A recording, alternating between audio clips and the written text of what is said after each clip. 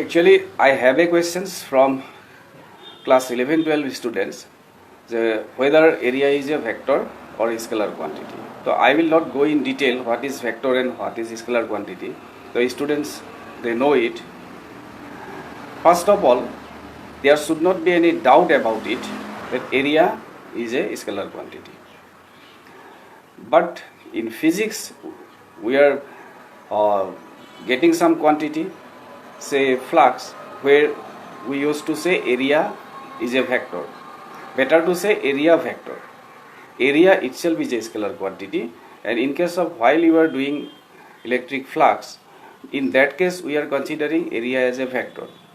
It means area corresponding to some area we can assign a vector. For example, this sheet having some area. If we draw a perpendicular, or you can say normal, to this surface like this way, then we can consider this as a vector quantity.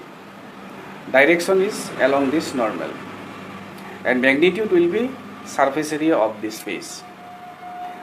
In case of flux, what happens when you change the orientation of the area of the surface, then intensity of flux increased or decreased. So any vector quantity having this property, vector quantity, if you change the orientation or direction, then the quantity changes. So because of that, in case of flux, whatever surface is there, if you draw a normal or perpendicular to that, that means corresponding to this area we are assigning some vector. So in that case we are saying area vector. Moreover, we can justify this like this way also. Area is a scalar quantity because vector quantity follows geometric rule of addition.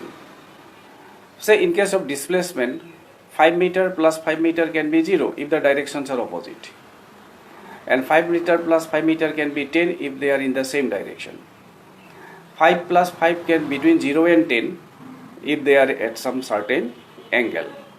But what we do in case of area, we are not doing that geometric property or rule. Just we are algebraic way we are taking the sum or addition. For example, say this cube.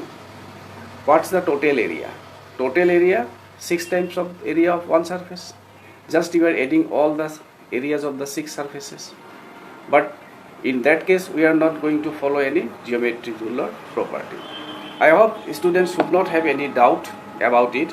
It's confirmed, and be sure that area is a scalar quantity, but in certain cases of physics we correspond area as to a vector to any surface. If we draw a normal or perpendicular to the surface, then that magnitude of the vector will be area of that surface.